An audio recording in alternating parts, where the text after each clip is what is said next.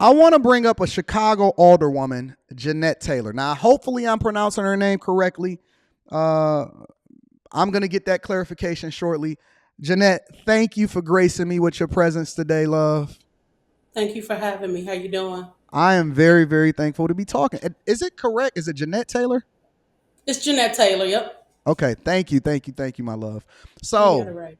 I have so many questions. I don't know how much time you have for me, but I have so many questions for you that we are just curious about because it seems like Chicago is in the news every single day. We are. We. It's our own fault, but we are.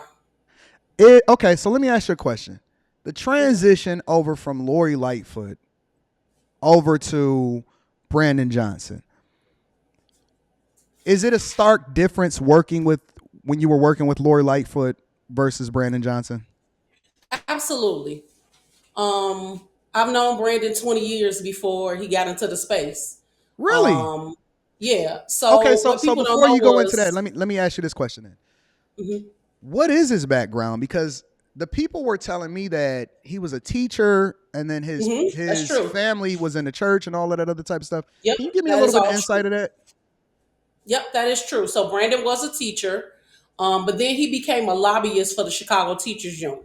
And so I met him when I was part of an organization called the Kenwood Oakland Community Organization.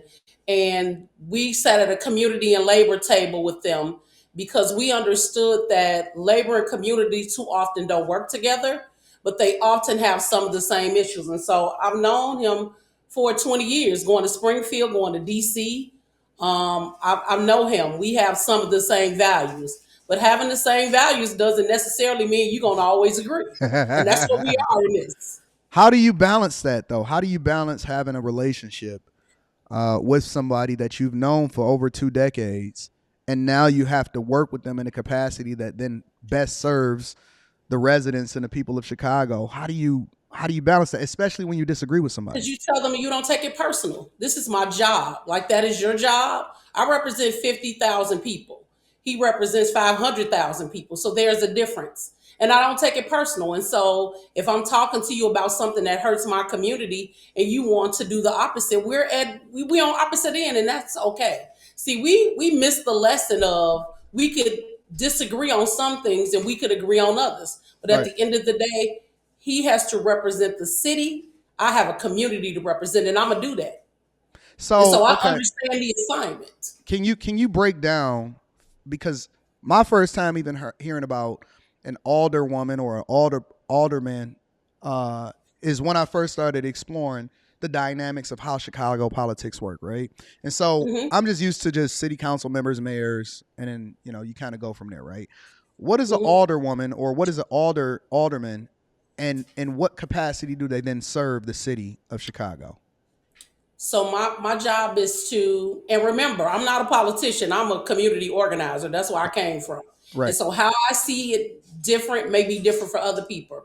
But in my capacity, I'm supposed to provide services to my community. So that streets, potholes, they having issues with lights. What I'm supposed to provide that service. I'm supposed to organize around what the community wants to see, and that's the hard part. Right.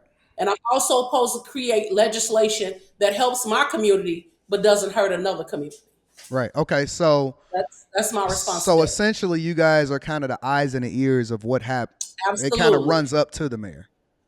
Absolutely. Okay. So with And so regard to when this the mayor migrant, comes up or when go they ahead. Go come ahead. up I'm with sorry. legislation that doesn't make sense, it's my responsibility to stand up and say, hey, that one size fit all doesn't work with my community. I can't support that. But if you do A, B, and C, that would help my community and I could support that. That is what is supposed to happen at Okay, I city. got you. That ain't what's So happening, but that so is how what's does supposed he?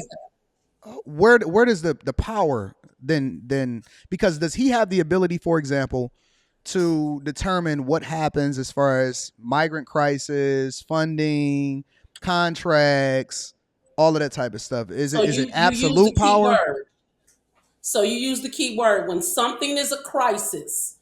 We say something is a crisis from the state or the city or the federal government.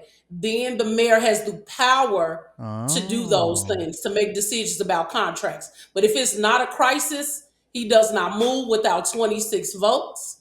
And for it to be non veto proof, he has to have 34 votes. And so, because this is a crisis, remember, we're in a crisis mode. We're supposed to, he has the power. And the last administration under Lori Lightfoot signed something called automatic prerogative. What And is people that? thought that was the greatest thing in the world. Automatic prerogative, which means that despite what the aldermen say, despite my decision, that person has ultimate power to do what it's want to do.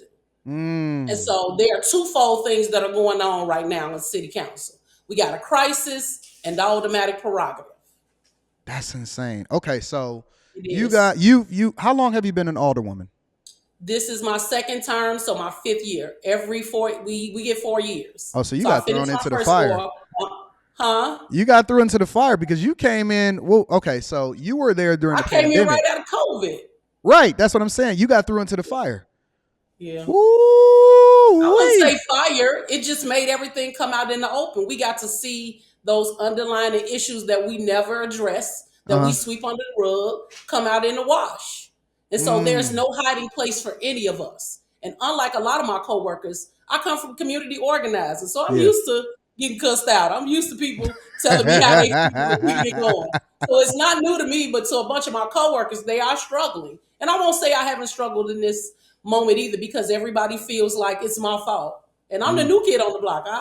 I'm not a rookie anymore, but I just got here. right. And I was a person who was banned from City Hall. Like I got Really? kicked out of City Hall. Yeah, I got kicked out of City Hall for holding up a sign that says we want a community benefits agreement. I used to get put out all the time. Wow. Okay, so you've worked with obviously your coworkers, but then you've also worked hmm with Lori Lightfoot and Brandon hmm Johnson. What's the difference hmm in your opinion?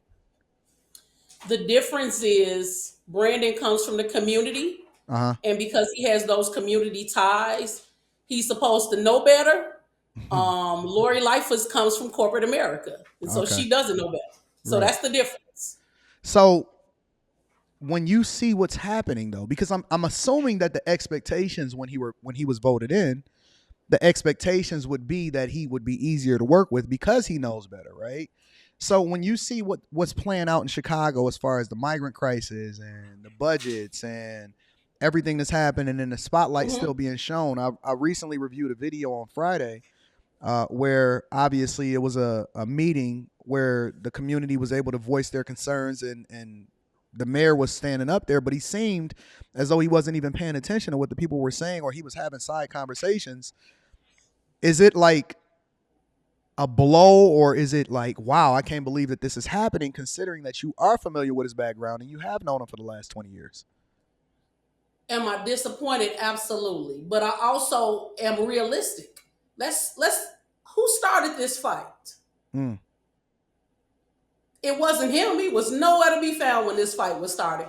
I want us to go back because we don't place the blame on nowhere, and mm-hmm, it is an unrealistic expectation that the black man is going to come in and wave his magical wand and fix what has been wrong for 400 years. mm-hmm. Let's start there. Okay. Mayor Lori Lightfoot told the governor of Texas to kiss her. I'm not going to say because I'm not sure of the wife.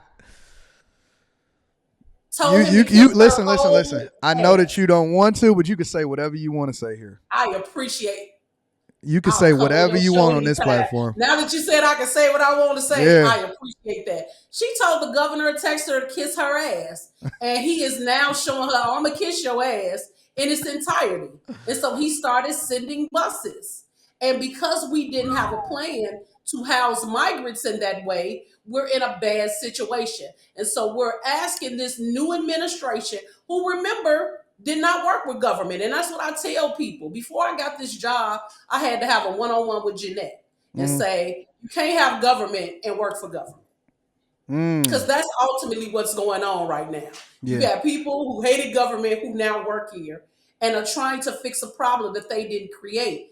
And there's all these layers that you got to peel off on who made the decision, who gets to do this, who getting the money, who, all of those things. Right. And so that is starting to happen. But for our communities, it ain't happened fast enough. And black people should be mad. Yeah. Because It's always something to take care of everybody. it seems as though the money they figured out how to petition the federal government and find money and go into the budget Yep. when it came to becoming a sanctuary city in this migrant crisis. However, it seems as though Chicago has been asking for and petitioning for, different things within their communities as far as to help those specific communities, the residents of Chicago that's been there for their entire lives for a long time, but that didn't happen. I won't say that. Black Chicago has a responsibility of its own. And Okay. first of all, we got to get out of each other's way. Old Black Chicago hates New Black Chicago. The people Mm, in the middle kind of don't know what to do. There are some long needed conversations that we need to have amongst Black people, period. And yeah. see, I call a spade a spade. It's a problem on each issue. We are not working together to have a unison message. And so until we get in the room, and that's I've been pushing since I got in office for us to have a state of Black Chicago, Black Illinois. Hmm. Because we need to hear the stories and hear people vent, but also say what is the plan to give Black Chicago and Black Illinoisans what they need. And that's what we are. But we got to do that in some type of respect. And right now, that's not what's happening. Let me ask you a question, Miss Taylor. So Yes. before I ask you any other questions, politics related, is it Hmm. worth it to become, you know, basically a politician to have to deal with the stuff that because you gonna catch the shrapnel no matter what at a higher level more than just being a community organizer or participating on speaking on what's So best for the community. Is it worth it considering everything that you now have to deal with and go through? Even when it if comes I could, to things that's not happening based off of your own decision, but things that's being handed mhm, down to you. mhm. Yes, because if I could save a young person, if I could save a senior, if I could help a family, if I could change a small dynamic where we're even the conversation, it's Mm, worth it. I didn't ask to be here. This is what God told me to do. I hear Literally. you. Yeah, I I asked love it. for the mega million numbers and a rich husband. You ain't hear none of that. You ain't heard none of that. He said I need you to be of service. And so it hurts. I ain't gonna tell you I ain't cried. I ain't Yeah. gonna tell you I ain't cussed the lady out online and had to delete the whole post. I'm not gonna tell you I haven't had my moments. I have. I have. It's hard. I contemplate every day. You know, my office is right off the expressway. Yeah. I always say I'm gonna walk my fat ass down the expressway and keep walking till I pass out. I've had it. I've had it. I'm not going. If you know anything about me, I'm not one of those people that's gonna pretend that what's happening. I have a hard time. I have struggled in this space, and Yeah. I have questioned myself. Like, you dumbass, you could be somebody's wife in a foreign country. You over here fighting a good fight because I realized, and Shirley Chisholm said it better than anybody. The rent you pay on earth is service to others. And so this is me giving my service to my community, opening up the door, letting them see what actually goes on, what actually happens in City Hall, how the decisions are made, how we are doing this work. And of course, I'm blamed for shit that I ain't do. Hmm. That's all day long. Yeah. Join the club. We got jackets. Shit. That's So do you think that Brandon, to an extent, because he is in a position and he is the face of Chicago, do you think hmm that to a certain extent he's probably getting a bad rap? Because even me, let me bring myself to the front of the congregation, right? okay. I don't think that he's a bad person, right? When you hmm look at him from the outside and you look at the fact that he has a family and he comes from a straight background and he's never been a type of person to get involved in anything that's wild or anything like that. I may not necessarily like his haircut, but that don't hmm necessarily mean that he's a bad person. However, as a public servant and as the face of something, and I don't know if it's some other string that's being pulled. I don't know if it's coming from the federal government. I have hmm no idea why somebody would then embrace this, considering how it's literally seems like it's torpedoing not only his career but the city of Chicago's budget. I have no clue as to why he would embrace something like this. And then he seemed like he's a humble person, but then when you look at the optics of it and how he responds to things, he seems very matter of fact. No humility as far as making himself available to the people, as far as addressing some of their concerns and things like that. What is happening? Like, do you think that it's something bigger than him, or is it just what it is on the face of the like? Why would he embrace this whole migrant transformation that's happening inside of the city of Chicago in the first place? If you So had to look at his guess. background. He come from church. What would Jesus do? We funny. We're all funny. Now I'm gonna say this. And if you know anything about me, I said what I said, and I Yeah. stand 10 toes down after I say the shit. Yeah. We mistreat people. So the people, remember this thing that happened in the 12th ward with the Alderwoman Julia. The people that attacked her and beat her were Chinese. I'm That's gonna let true. I that seen that on the marinate. news. That just happened about like a couple weeks ago. Yeah. So you see me looking at my nails, right? Yeah. They Chinese. Your ass migrated here. You a fucking migrant. The only people that should have some malice or be hurt are black people. All the motherfuckers migrated here. Oh wait, we're imports. Mm. We are fucking imports. We ain't asked to be here, and I'm pretty sure if we had a choice to be here, Africa, I'll take Africa for 200, Alex. Mm. It's bullshit. We're all migrants in this country, except for us. And so at the end of the day, I get him wanting to do right by people. But we cannot do it at the cost of not taking care of the people who are here. Mm-hmm. And we cannot do it at a cost where it bankrupts the city. So I agree with people on a certain extent. But let's go back. He didn't create this problem. Migrants have been coming to this country for years. And what I want y'all to see is there's a difference in migrants. Ukrainians are more white. These persons that are coming from Venezuela look like me and you. Yeah, they do. So you tell me what's the plan. So You call know a what? I spade. see it's a lot of. No, I see it's this is some what work it is. visas. I see it's some work visas that's being issued out there, and The a lot work of them. visas all went to the Ukrainian people. Did they really? You hear people hollering. The Ukrainian people had their own deal for migrating to this country. Oh. Why is it not the same for Venezuela and these other countries that the United States have fucked up? Let's go back to who the real problem is. Yeah. The USA, always the problem. So okay, so listen, we're the same country that bombed Turkey and then threw hams and turkeys and shit and food boxes at them. Come on. Come on. If we gonna call it, let's call it. Yo, okay, so let me ask you a question, right? Because I do like to identify the problem, but at the same time, I'm trying to figure out what the solution is, right? Because on one hand, I don't think that a lot of politicians have fear of the residents or the voters simply because it's always, especially in local elections, that it's a low. So yeah, they do, but it's always a low voter turnout rate, though, right? But do you understand why? Why is that? Because we don't listen to the people in our community. But we also won't own it. We don't talk about it. So let me tell you this: it's 50,000 people per ward. I am absolutely not gonna make all of the ward happy. And I got a ward that where 15% of my ward is Latinx. Oh, okay. I do. And because I got a gentrifying community, my ward is close to where the Obama Presidential Center is going to be built. Okay. And so I got a mix of everybody. Now, normally the median income in my ward is $25,000. That's it? Which ain't a lot. Yeah, absolutely. It's not. Wow. But that's on bad policy. That's on we don't pay people a living wage. The federal tip minimum wage is $3. All that shit was going on before I got in office, but now it's my fault. But then they have property taxes are going up. They didn't even do a property tax increase this year. Property taxes go up. And see, that's because we're forgetting the other levels of government. Mm-hmm. You got the county, you got the state, then you got the federal.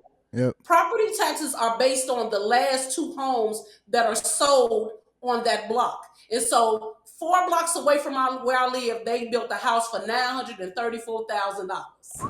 I can't afford that house. Yeah. I'm going to be selling coochie on the corner of my own block in my own ward for that house. I can't afford that. Who is that for? That's not for people, for me. And so the people on the block are going to be upset. But some of this is because of the city, number one, and because 2, we think that if we bring all these rich people in our communities, not knowing that we need a balance, our community is going to change. Yeah, but it's not going to stop, though. False beliefs in what this is and what it's not. It's not going to stop, though, right? Because capitalism is still going to control what that house is sold for. There's no way that you can prevent that from happening. We should have built our own communities and our own institutions a long time ago. You best to believe your oppressor is not going to build a system that's equipped for you. Yeah. Yeah, that's crazy. Okay, so how involved are the aldermen, considering that it is labeled a crisis, but then at the same time, Contracts are going out, right? You got staffing companies, security places, healthcare. They now part of your schools. Tent cities is being built all over the place. It seems like every week it's like a new one, update on a new one or something like that, right? How involved can you even be as far as determining what dollars are allocated where now that we have this word crisis being implemented when it comes to the migration or the migrants coming over and being bussed up to Chicago?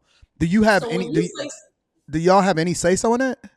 so when you say something is a crisis, federal dollars do come from that.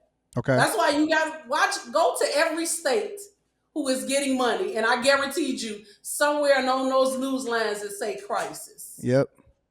Things are done for a reason. And so Mm-hmm. this was made a crisis before we getting here. We are involved in the conversation now.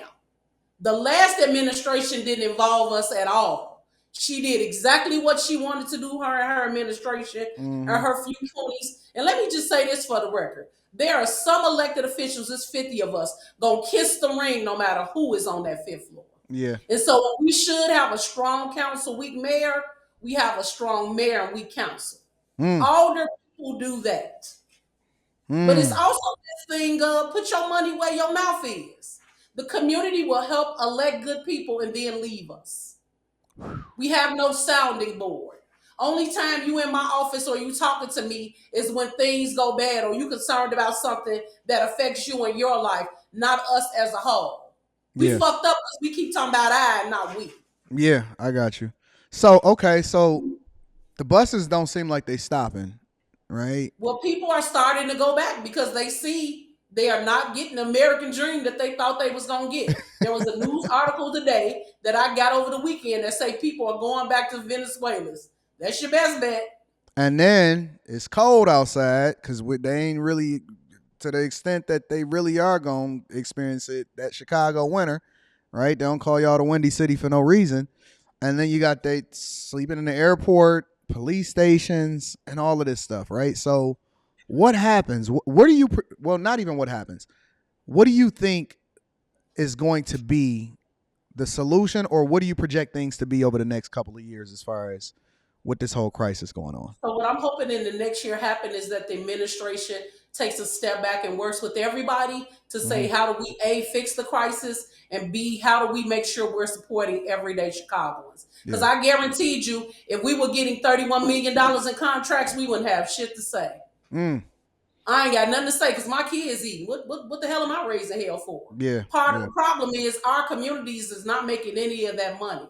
And that is a problem. While we got some other internal issues that need to happen on the state and county level when it comes to housing, what I can't understand is we quick to talk about a migrant crisis, the Ukraine crisis, the Palestinians and everybody else. Where the fuck is the housing crisis? We had Well, homeless people sitting, sleeping in the park way before these people came. yep. There's a sister in the ward. Her name is Inglewood Barbie. She been feeding and asking for housing and help every year. She was ignored, but all of a sudden we make special rules. And y'all got to know the puppet masters that's behind this. Yeah. All right. So I want to get your final thoughts. And listen, if possible, you know what I'm saying. I like to have you at least every couple of weeks come through and kind of give me an update I on can what's agree going to on, that. love. And I do appreciate you. Any final thoughts that you want to share? For maybe a lot, because I know it's a lot of people from Chicago that watch my show, that give me comments and all of that other type of stuff. What are your thoughts, or what are any final thoughts that you want to share with the people? Don't assume you know. Mm-hmm. Elected officials are only going to do what y'all stand for. Stand with me. Let's agree to disagree, but be willing to come to the table and come with your solutions. I piss a bitch all day long. I'm a black mama. It's what I know how to do. But I also know how to fix it. And so it's not going to just be Brandon and the 50 people who represent the city. It's going to be all of us to fix this situation. And we cannot get into that us versus them. Yeah. It ain't that. It is not that. It's us getting what we need for us. Should I take it easy on Chicago and what's happening in the city, including Brandon I Johnson? don't think you so. What I'll say is, when I got the call about this, I looked you up. So I saw the videos, and I ain't gonna lie, I was a little nervous. I'm like, I hope this man don't come out on the box with me talking about it's my fault and I just got here. But I don't. I think part of the problem is we're not having the conversations. This is stuff we talked about at our living room tables amongst us. Yeah. We do it at our family game nights and shit like that. We don't talk about it on a public platform, and so Mm. people don't know. I Literally, don't know. people I don't think know what it's to my do fault though, Miss every time. Taylor. I don't know what to do. I don't know whether I should just wait, take a couple weeks off, don't even look at what's going on in No, for what? Chicago. No, because what you're doing is pushing all of us to rethink how we look at this country and how we look at our own communities. And Yeah. so I appreciate black media. See, black media don't pull no punches. That's what I like about black media. Well, that's If you because don't ask them nobody and you own me. black, they don't get you. Nobody own me. Like I don't. They can't bully me. So I think they always listen. There are a lot of people who are not on, but you'll be surprised how many black media people don't get the play that they deserve. yeah, And when they do say stuff, they're condemned for it. yeah. Well, you know what it But I is. You appreciate know what it is, Miss Taylor. what is it? Um, I'm just unapologetic. I know some people hate me, some people love me, but my people, it's the audience, it's the people that determine what happens over here. And so chat lives matter, the people matter. I don't censor people. The whole thing behind this show is that we just gonna say what it is and we just gonna have uncomfortable conversation. And to be honest with you, Miss Taylor, you know what it is? I just match energy. So you are a very likable person. You tell it like it is. And when I interview people or when I have a conversation with people, um, I'm not there to debate. I'm there to let you share and give me the information because you're the expert of what happens in your city. You know what I'm saying? So I'd love to have you back. Absolutely. If you grace me with your presence or, according to whatever your schedule says, I'd love to have you back. You are absolutely a No, gem and I I love the way you appreciate tell it you. like it is. Thank you. No, we need people who tell the story truthfully, but we also need to be challenged in some of their ways. Yeah. Some, I will say, for a lot of electeds, they're way too comfortable. And this Mm. job ain't been comfortable for me since I've stepped in it. And Yep. so I know I'm moving in the right direction. I ain't always right, but I'm always real. You know I'm gonna come and visit Chicago, right? As you should. You know I'm As coming. you should. Let me know when you here. I'll I show bet. you around. Listen, I was banned from City Hall. I can now take you through there. I can show you. I got the key now. I can Okay. swipe in and swipe out and let you see. I'm coming through. Listen, I love you. Thank you so much for Oh, thank you, brother. I carving out some appreciate time in it. your schedule to be able to kick it with us. I'm gonna talk to you later, Jay. All right. You have a good day. See you, baby. Bye. That was Chicago Alderwoman Jeanette Taylor in the building. Thank you to our local politicians over there in Chicago to keep us informed of what's happening out here in these streets, man.